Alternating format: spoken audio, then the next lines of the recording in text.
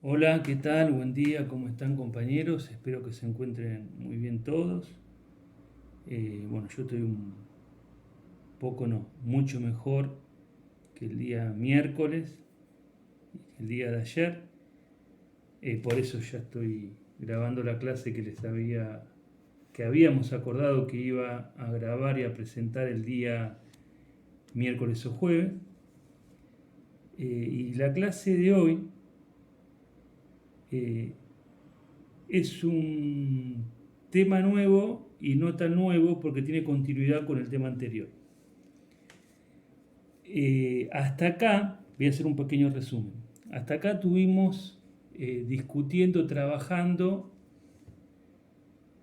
qué es el capitalismo, cómo surge la sociedad capitalista y qué características económicas, culturales, sociales tenía ese capitalismo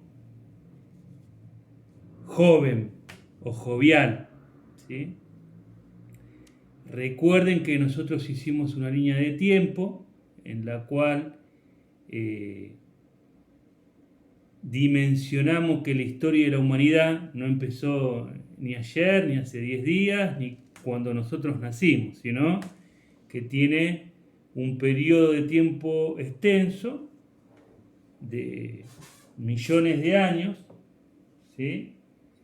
Y que en esa evolución o en esa historia de la especie humana se han sucedido cambios a lo largo de la historia y los sistemas económicos y sociales se han ido transformando. Donde estamos hoy parados, en el sistema social capitalista, en la sociedad capitalista, es el resultado, como hemos discutido, de un desarrollo histórico previo. Por eso en la línea de tiempo ubicamos, separamos la prehistoria de la historia y al mismo tiempo vimos grosso modo cada subperiodo de la prehistoria y de la historia. Recuerden que la historia de la humanidad es todo lo que se conoce como prehistoria a historia. ¿Sí? Entonces, en el periodo de la historia, cuando aparece la escritura, como ustedes armaron las líneas de tiempo, la historia se divide a partir de que aparece la escritura en edad antigua, edad media, edad moderna y contemporánea. Y también discutimos y charlamos que grosso modo en edad antigua el sistema económico social que predominó o la formación social predominante se llamaba esclavismo. ¿Sí? Que en la Edad Media, entre el año 500 y el 1500 aproximadamente, el sistema económico social que predominó o la formación social predominante se llamaba feudalismo. ¿No? Entonces en el esclavismo, en la Edad Antigua, teníamos amos y esclavos. En el feudalismo, en la Edad Media, teníamos siervos de la gleba, campesinos sujetos al trabajo de la tierra, señores feudales, la nobleza, el clero. Bien. Y discutimos con detenimiento ciertos procesos que, hacia el fin del feudalismo, ¿sí? Que comienzan a poner de relieve que el feudalismo se estaba agotando como sistema económico social y estaba implosionando, es decir, se estaba derrumbando. ¿No? Y ese proceso de implosión, es decir, en el manual que ustedes leyeron o que yo les di para que trabajen, bueno, hablábamos de resquebrajamiento, ¿no? Entonces, tengamos la idea de un edificio, ¿no? Con edificios muy viejos, y se empieza a deteriorar, ¿no? Se cae un pedazo de techo, se cae una puerta, no se resquebraja, pero el edificio sigue en pie. Bueno, Con el sistema social feudal o con la formación social feudal ocurre algo similar. Mientras se está resquebrajando, en su interior se están desarrollando fenómenos económicos, políticos, sociales, culturales que están anunciando el advenimiento de una nueva sociedad. ¿Cuál es la nueva sociedad? Esta sociedad en la que vivimos nosotros, la sociedad capitalista de producción o el régimen de producción capitalista. Entonces, en esto que discutíamos de la línea de tiempo, quedó claro, remarcamos, resaltamos, que el capitalismo nace en Europa, fines del siglo XVII, ¿sí? Específicamente en Inglaterra, se consolida como nuevo sistema económico y social y se empieza a expandir al resto de Europa. ¿Sí? Y poníamos como hito en la línea de tiempo que la Revolución Francesa de 1789 fue un hecho histórico tan universal porque los campesinos franceses y la burguesía francesa que venía desarrollándose en el feudalismo terminan con el sistema económico, social y político feudal en forma drástica, es decir, cortan de raíz. La salida fue una revolución total. ¿Qué implicó? Decapitar el rey, es decir, el fin de la monarquía, el fin del feudalismo, etcétera, etcétera, ¿no? Y poníamos como hito la Revolución Francesa de 1789. Decíamos, bueno, a partir de 1789 el mundo cambió.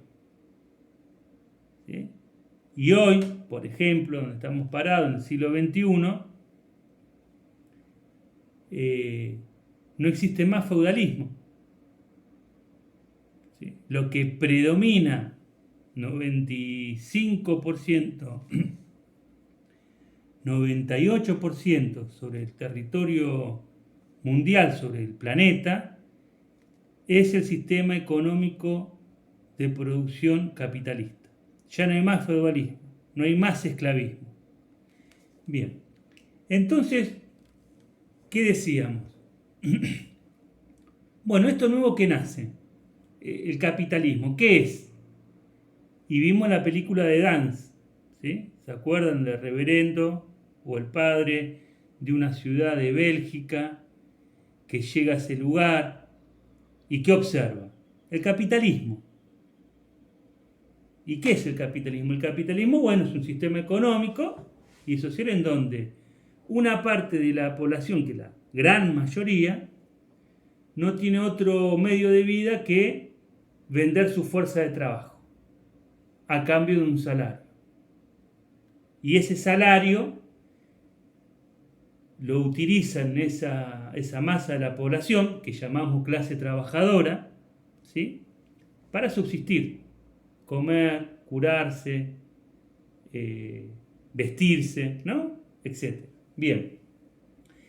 Y hay una pequeña parte de la población que son los dueños de los medios de producción, de la fábrica, los bancos, los campos, los comercios, etcétera, que en la película de Dance aparece muy bien pintado, ¿sí? Quiénes son los burgueses, estos dueños de los medios de producción, y tenemos que en el capitalismo hay dos grandes clases sociales: burguesía, clase capitalista; proletariado, clase trabajadora. Y la burguesía o la clase capitalista compra la fuerza de trabajo de la clase trabajadora, ¿sí? Y paga un salario, paga un precio por lo que compra. Bueno, yo te compro por 6 días a la semana, de 6 de la mañana a 2 de la tarde, ¿sí? Durante un mes y te pago 60.000 pesos. Y durante las 6 de la mañana a las 2 de la tarde, el capitalista que compró mi fuerza de trabajo dice, bueno, vos, Julio, en la fábrica o en la empresa vas a hacer este trabajo, esta operación de tal forma, con tal ritmo, etc. Ahora, ¿para qué compra la burguesía mi fuerza de trabajo? Para usarla, para ponerla a producir en la unidad de producción. La unidad de producción, digamos, la empresa. ¿Y qué hay en la empresa? Medios de producción. Pusimos varias veces el ejemplo de para que sea gráfico, la fábrica de neumáticos Pirelli que está en Marlo. En Pirelli yo tengo medios de producción. La empresa tiene medios de producción. Máquinas, herramientas, materias primas. Bueno, pero para hacer el neumático que produce esa empresa y que vende en el mercado, necesita de la fuerza de trabajo, necesita de los trabajadores. Entonces los trabajadores venden su fuerza de trabajo en el mercado de trabajo, los capitalistas, como dije recién, la compran y la ponen a producir. Y produce neumáticos Pirelli. ¿Qué hace con ese neumático? Lo lleva al mercado. ¿Para qué produce Pirelli? Pirelli produce, y toda empresa capitalista produce, porque quiere obtener una ganancia. Si invierte 100, compra la máquina, la herramienta, la materia prima, la fuerza de trabajo y retorna luego de la producción y de la venta 200. ¿Sí? Reprodujo, entre comillas, el dinero. Bueno, eso es el capital. Después vamos a explicar cómo, más adelante, si tenemos tiempo, cómo se desarrolla ese proceso. Bien, pero lo que tenemos claro es que las empresas capitalistas producen con expectativa de la ganancia. Si no hay ganancia, no producen. Y si hay ganancia, sí producen. Si es negocio vender droga, producir drogas y vender droga, producimos droga y vendemos droga de la misma manera que producimos armas y vendemos armas para que se maten los pueblos. Así, qué mal que está, qué malos que son. No, lo que importa es la ganancia. Entonces, ¿es rentable esa esfera de la producción? Invierte. Bien. Entonces, en el sistema capitalista, como dijimos, está la clase obrera, la clase trabajadora, eso se ve en la película de Dance. Y cuando llega Dance, ¿qué ve? ¿Cómo funciona ese capitalismo? Dice, che, bueno, mirá, los obreros van a la fábrica. Eran fábricas textiles, no sé si recuerdan la película. Ya tenemos clase trabajadora, clase capitalista y fábricas, ¿no? Las chimeneas, etc. Y van a las fábricas y trabajan determinada cantidad de horas, en determinadas condiciones. Trabajan niños, mujeres, adultos. El trato dentro de la unidad productiva es de determinada manera. Y los obreros viven en determinados barrios y hacen determinadas cosas. Entonces, este capitalismo, que llamábamos nosotros capitalismo jovial, joven, se conoce en los libros de texto como capitalismo industrial, ¿sí? En donde estas características que acabo de nombrar son claves. Aparece la ciudad como centro de la vida social. En el feudalismo, acuérdense que estaba el centro de la vida social y económica era el campo. Ahora de repente aparece la ciudad, las grandes ciudades, en donde están las grandes fábricas, en donde afluyen los obreros para trabajar esas fábricas, que son propiedad de los capitalistas. Y esos obreros trabajan 12, 16, 18 horas por día. Los salarios son bajísimos, a tal punto que tiene que trabajar toda la familia obrera para poder subsistir. Recuerden la escena de cuando Dance, que tenía una posición favorable a la clase obrera, digamos, o se posicionaba en el campo de la clase obrera contra la clase capitalista. Un día, ¿se acuerdan? Persiguiendo al nene que cascotea la casa del hijo de uno de los burgueses a los cuales Dance le estaba enseñando en su casa. ¿Y Dance qué descubre? ¿Cómo viven los obreros? ¿no? Corre a este muchacho que cascoteó la casa y este muchacho se mete en los barrios obreros y de repente, ¿qué ve Dance? Gente sucia, vestida con trapos, pidiendo de comer en la calle, demacrada, tal vez personas de 25 años que parecían de 60, ¿no? En donde las calles estaban llenas de materia fecal, de orina, porque no había cloacas, no había baños. Y entra a una casa y en la casa donde vivía una familia obrera eran 12 personas viviendo en un ambiente, como en el ambiente que estoy ahora yo, pero 12 personas, donde dormían, comían, se vestían, etc., ¿no? Y recuerdan que se queda a comer. ¿Y qué era la comida que sirve la señora del hogar? Papas. Entonces, dice, bueno, está la comida, ponen las papas y todo el mundo como hormiga, ¿no? Porque el sacerdote lo invitaron a entrar a la casa. Bien. Entonces, ¿qué muestra? Bueno, así vivía la clase obrera.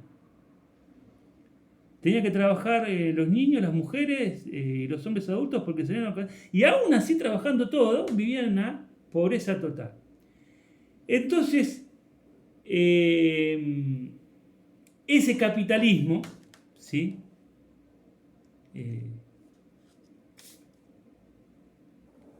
¿Qué produce en un punto? Lo dijimos, conflictos. O en el capitalismo se producen conflictos, como en las sociedades anteriores. ¿Qué conflictos? Conflictos de clase. ¿Quiénes son los nuevos actores del conflicto de clase? La burguesía y el proletariado. ¿Qué plantean los proletarios y los trabajadores? Queremos 8 horas de trabajo. No queremos trabajar más, 18 o 20 horas. También queremos que se prohíba el trabajo infantil. También queremos que haya medidas de seguridad dentro de la fábrica porque hay muchos accidentes de trabajo y muchos morimos en la fábrica, ¿no? Entonces los obreros empiezan a plantear, los proletarios, reivindicaciones, reclamos. ¿A quién? A la patronal. Entran en conflicto, en choque. Los obreros hacen huelga, ¿no? Dejan de trabajar. Descubren que se tienen que organizar. Aparece otra cosa en la película, el sindicato, ¿sí? La organización sindical como instancia para nuclear, reunir a los trabajadores en defensa de sus intereses. ¿Qué intereses? Jornada de 8 horas, aumentos de salario, mejores condiciones de trabajo. En la película también aparece cómo se organiza la clase capitalista, las cámaras empresarias. Vieron que hay una reunión de los industriales y dicen, bueno, no, pero no podemos pagar este salario, tenemos que traer esta máquina. Bien. Entonces, esta clase obrera que lucha contra la clase capitalista, que se organiza en sindicatos, la clase capitalista se organiza en sindicatos también, hay un conflicto y los conflictos son a través de grandes huelgas, ¿sí? Y después aparece otra figura u otro elemento importante, el papel del Estado, ¿no? ¿Y qué hace el Estado en el cuadro de ese conflicto? El Estado dice, bueno, arréglense, este es un conflicto privado entre los trabajadores y los empresarios, ¿sí? Pero en un momento que el conflicto llega a determinado nivel de desarrollo, porque se paraliza toda la ciudad, eso afecta a los intereses económicos de los capitalistas, porque si en Pirelli los obreros no trabajan una semana, un mes, 6 meses, Pirelli se va a dar cuenta que sin la clase obrera o sin los trabajadores el capital no es nada, porque alguien tiene que producir, tiene que poner en funcionamiento la maquinaria. ¿Se entiende? Entonces, los obreros descubren ese poder que tienen. Dicen, si nosotros movemos el mundo, si nosotros hacemos el mundo, si nosotros producimos el mundo, si nosotros dejamos de producir, ese mundo deja de existir. Y los capitalistas le huyen como a la peste a las huelgas de los trabajadores porque eso perjudica sus intereses económicos, ¿sí? No obtienen ganancias. Si no producen, no tienen que vender, si no venden no obtienen ganancias. Bien.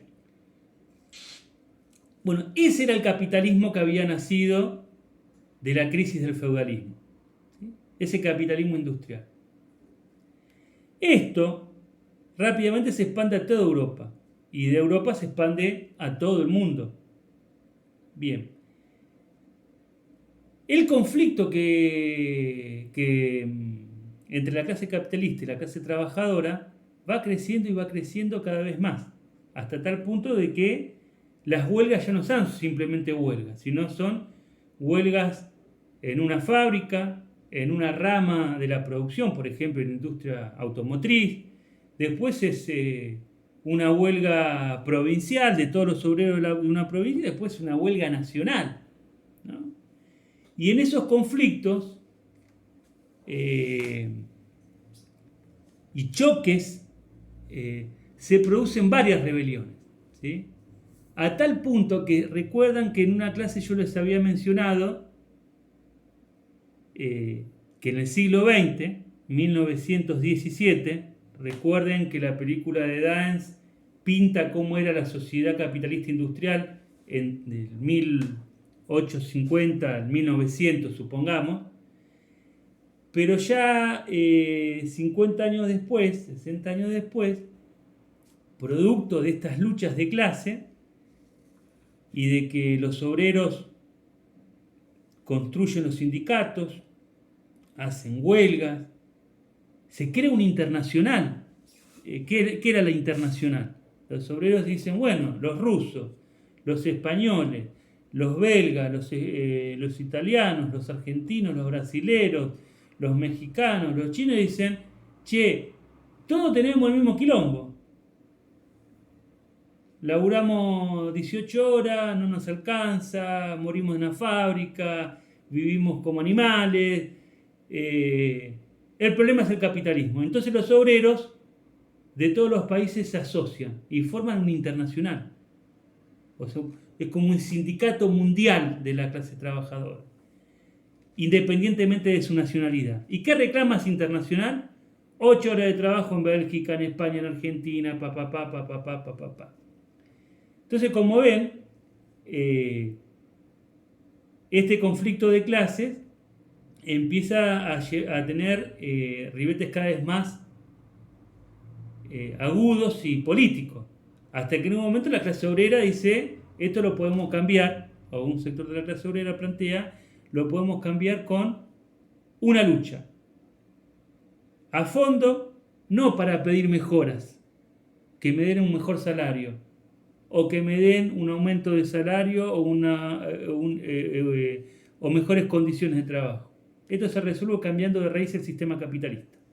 Y aparece en el movimiento obrero una corriente de pensamiento que es el socialismo.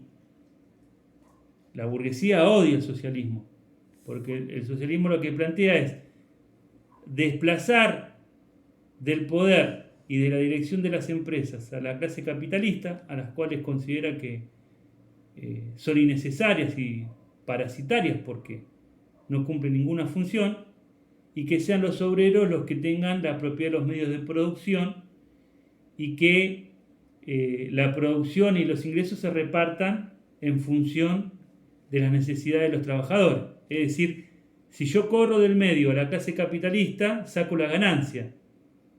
¿Se entiende? Entonces, lo que decíamos, Ricardo Ford, me acuerdo que hablamos del ejemplo, de la fábrica Felford.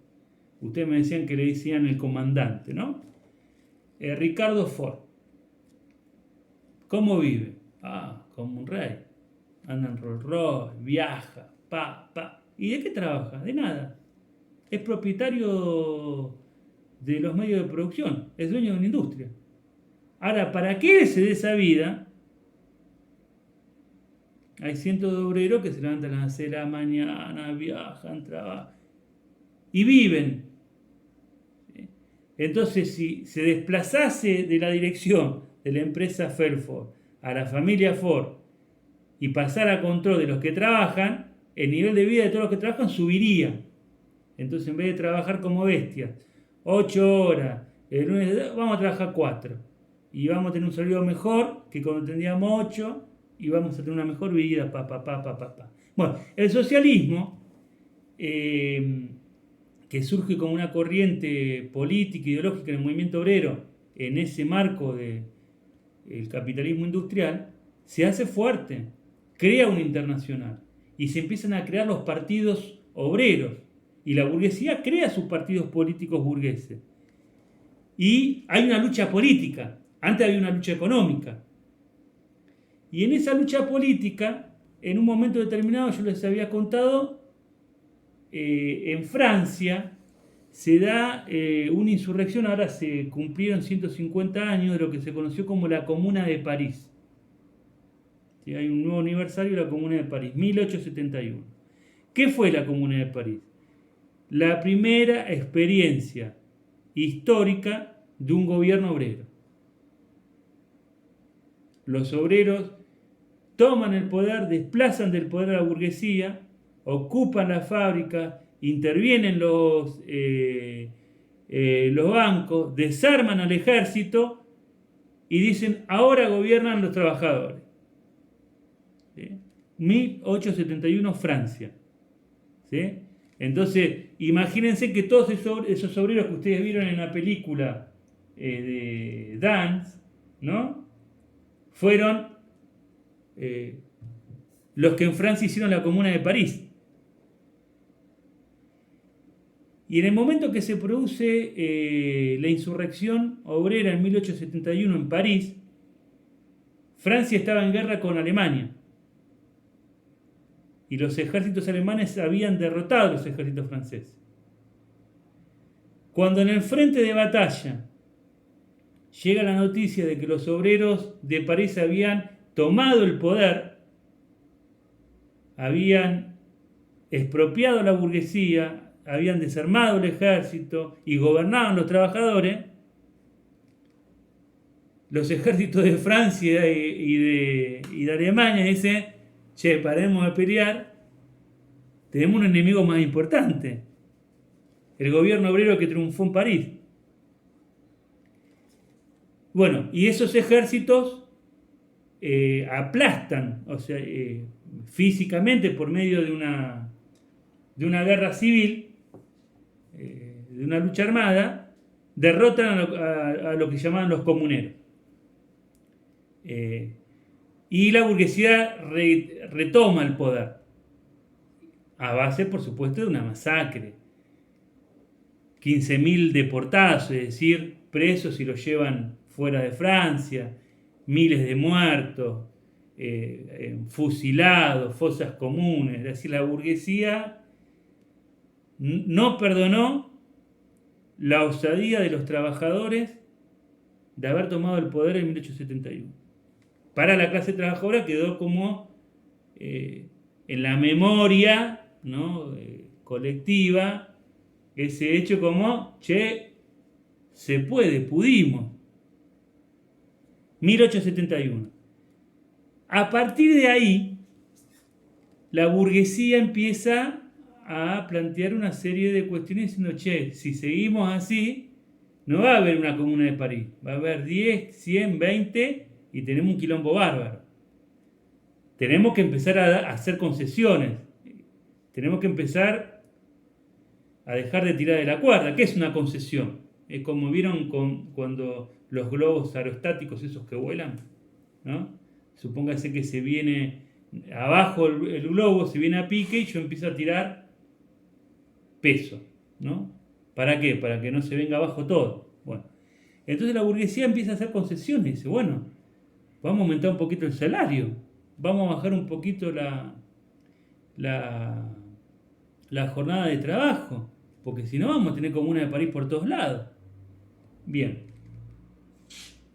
Y empieza a haber un giro, ¿sí?, hacia lo que se llamó la política del estado de bienestar, del cual también hablé. ¿Sí? ¿Qué era la política del estado de bienestar? Es decir, bueno, el Estado, que representa los intereses de los capitalistas, empieza a decir, bueno, miren, sacamos una ley para limitar la jornada de trabajo, sacamos una ley para el salario mínimo, sacamos una ley para que el trabajador, luego de trabajar 40, 50 años, se pueda jubilar. Hacemos una obra pública, hacemos una cloaca, hacemos esto, mejoramos un poco la situación de vida de la clase obrera para que las posiciones revolucionarias dentro de la clase obrera no progresen. ¿Sí? Bueno, esto se empieza a insinuar en Alemania en 1880, 1890 y con más fuerza a principios del siglo XX. Pero, les había comentado, en 1917 se da otro hecho histórico fundamental. Ya triunfa por primera vez en la historia no la revolución obrera proletaria en la capital de un país, como le dije recién, la Comuna de París, que París es la capital de Francia. Triunfa la revolución en un país entero y en un país enorme, Rusia, ¿sí? En donde los trabajadores en 1917, la hago corta, toman el poder, derrocan al zar, desplazan a la burguesía, ocupan las fábricas, intervienen en los bancos, el comercio exterior, desarman al ejército, arman a los trabajadores y el movimiento revolucionario bolchevique que se conoció triunfa y en Rusia hay socialismo, hay un país socialista. Y esa revolución rusa, ¿sí?, socialista, anticapitalista, la burguesía estaba como el gato cuando entran 10 perros que se mete bajo la mesa. ¿Qué hacemos? E inmediatamente los países europeos impulsan una guerra contra el gobierno obrero ruso, contra la Unión Soviética, la Unión de Repúblicas Socialistas Soviéticas. ¿Sí? Hay una guerra enorme, los obreros derrotan la iniciativa de los ejércitos capitalistas de Europa, de Alemania, de Francia, de Inglaterra, de acá, de Estados Unidos, etc. Y la revolución se expande, pero lo más importante era el ejemplo, la moral, el entusiasmo, esa es la palabra, el entusiasmo con el cual la noticia había sido recibida por los obreros de los otros países del mundo. Acá en Argentina, por ejemplo, hubo una semana que se conoció como la semana trágica. Después que, no sé, otro día vamos a hablar de eso, o por ahí no, o por ahí lo ven en otra materia, pero que tiene una relación directa con la Revolución de Octubre, la Revolución Rusa. Entonces el entusiasmo, entonces los obreros alemanes, los obreros franceses, los obreros ingleses dicen, che, se puede. Podemos dejar de ser obreros explotados por los capitalistas, dejar de vivir en la pobreza,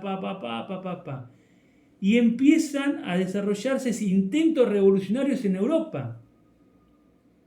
Italia. Alemania. ¿Sí?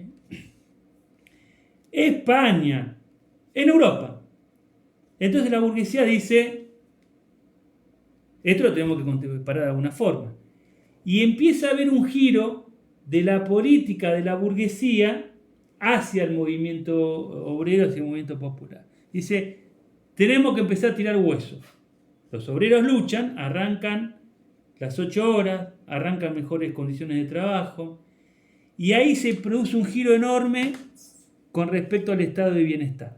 O sea, que ya no es el capitalismo o cómo funcionaba el capitalismo en el siglo XIX, sino que el estado de bienestar, uno dice, bueno,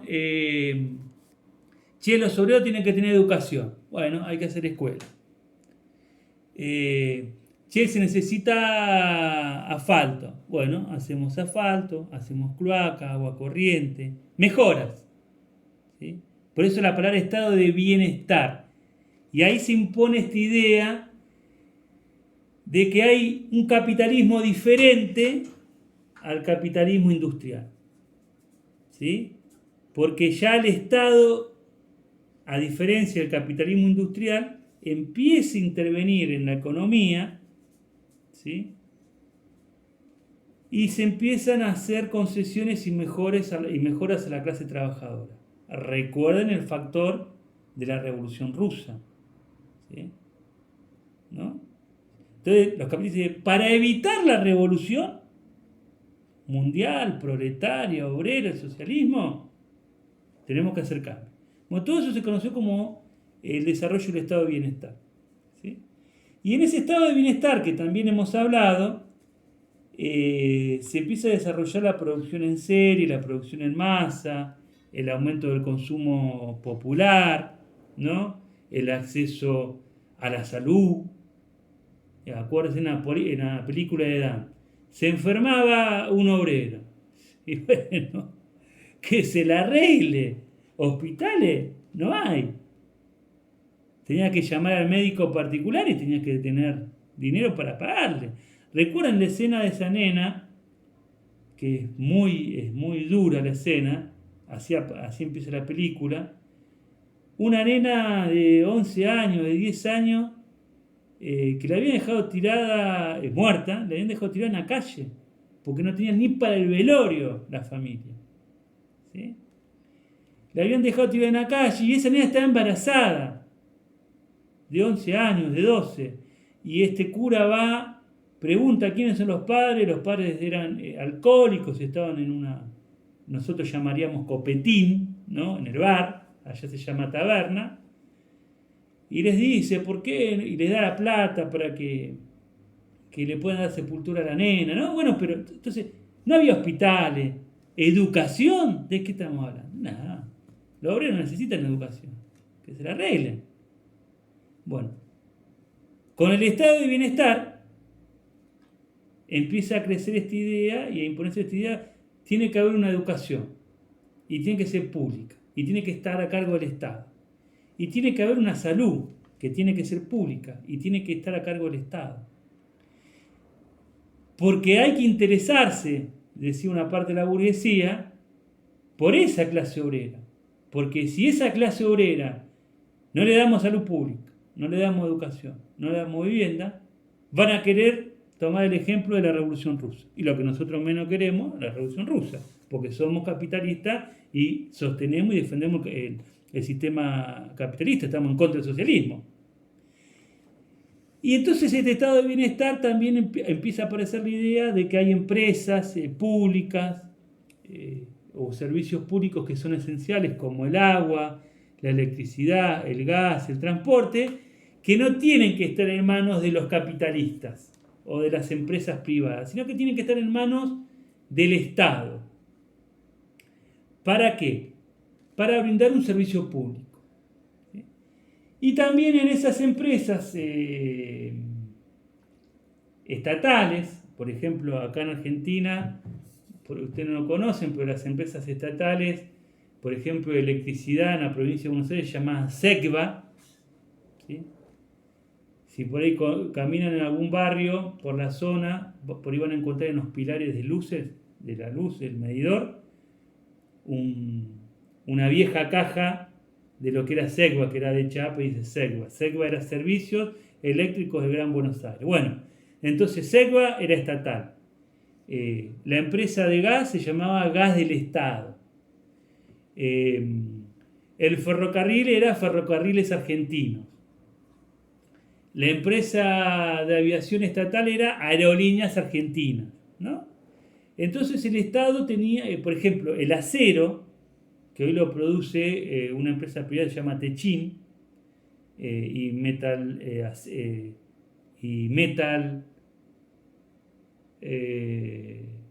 Asindar no es, Metal, no me acuerdo cuánto, que es un capital indio, Hacer Metal, ¿sí? Eran empresas estatales, una se llamaba Somisa y la otra se llamaba Somisa, que era la empresa estatal de producción de acero. La empresa que producía petróleo y que producía combustible estatal se llama YPF, Yacimientos petrolíferos fiscales, fisco, Estado. Bien. Eso se empieza a consolidar después de la Segunda Guerra Mundial. ¿Sí? Después de 1945. Ya fíjense que salimos del siglo XIX, hablamos un poquito de cómo era el capitalismo industrial hasta fines del siglo XIX y comienzo del siglo XX. También dijimos que entre el fin de la Segunda Guerra Mundial, 1945, y 1920 hubo una revolución socialista triunfante, la Revolución Rusa, y entre medio del 20, de 1945, tenemos la crisis del 30. Y luego de la crisis del 30 tenemos la Segunda Guerra Mundial. ¿Sí? Entonces, cuando finaliza la Segunda Guerra Mundial se consolida este capitalismo, este estado de bienestar, este capitalismo entre comillas social, le ponemos como nombre. ¿Sí? Que hay salud pública, educación pública, obra pública, etc. Entonces en ese capitalismo que ya no tiene la misma característica del capitalismo de la película de Dance, del finales de mediados del siglo XIX, ¿sí? Sino es un capitalismo en donde ya el obrero conquistó las 8 horas de trabajo, si me despiden del trabajo me tienen que indemnizar, si me enfermo trabajando me tienen que pagar igual el salario, cuando cumplo 30 años de trabajo me puedo jubilar, ¿sí? Entro a trabajar a ponerle como nombre Pirelli o las empresas estatales, gas del Estado, y entro a los 18 años y tengo trabajo 30, 35 años, tengo estabilidad laboral. Entro en un trabajo y me jubilo en ese trabajo. ¿Sí? Sea Pirelli, la Ford, Arcor, Fargo, la empresa que ustedes quieran. Entonces fue un momento histórico del desarrollo del capitalismo en donde había previsibilidad, donde había certezas, donde el trabajador podía planificar, en donde había servicios sociales que garantizaban que los trabajadores que no podían acceder a la salud privada o a la educación privada, podían acceder al servicio de salud y educación pública.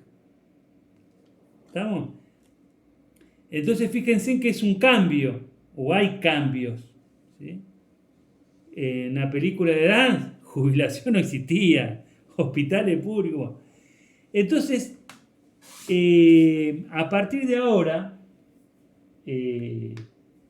lo que vamos a empezar a discutir es la crisis de ese estado de bienestar. ¿Sí?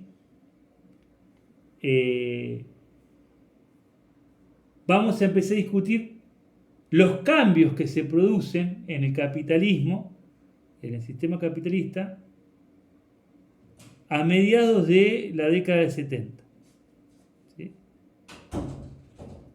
¿Se entiende? Entonces, ¿por qué vamos a discutir? Porque la materia se llama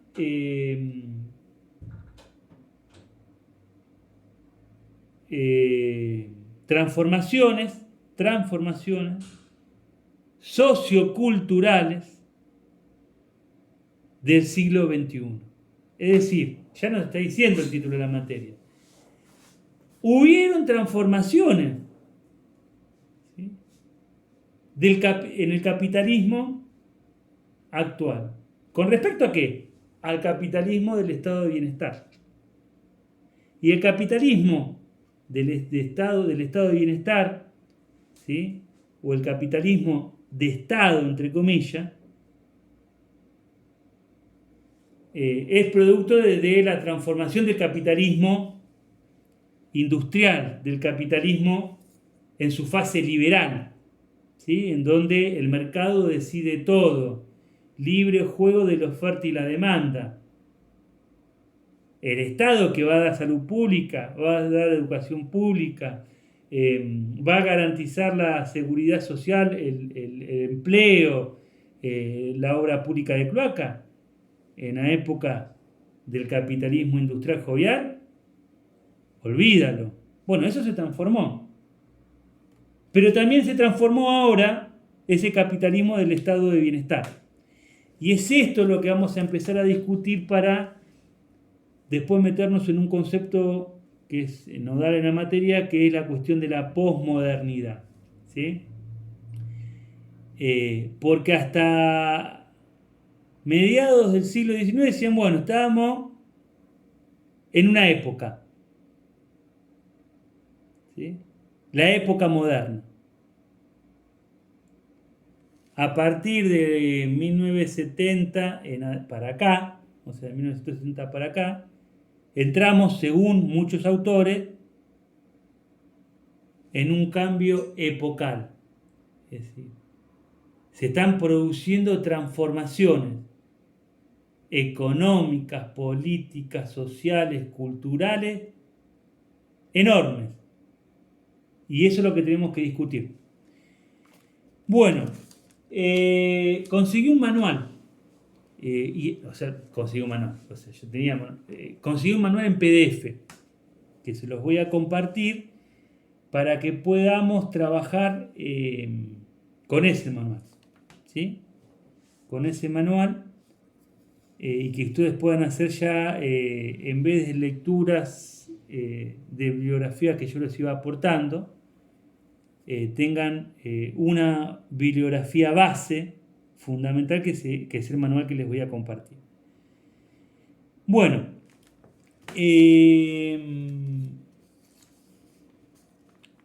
voy a cortar acá, les voy a mandar una guía para que puedan trabajar y nos estamos viendo seguramente la semana que viene en una clase por Meet, ¿sí? Y ya saben que dudas, preguntas, crítica, lo que sea, lo pueden volcar en el grupo de WhatsApp y vamos intercambiando por intermedio del grupo de WhatsApp de acá hasta el próximo encuentro que va a ser por Meet para que podamos, vernos y escucharnos en tiempo real y poder evacuar dudas, y hacer todas las preguntas y comentarios que uno considere necesario. Bueno, les mando un saludo y nos estamos viendo.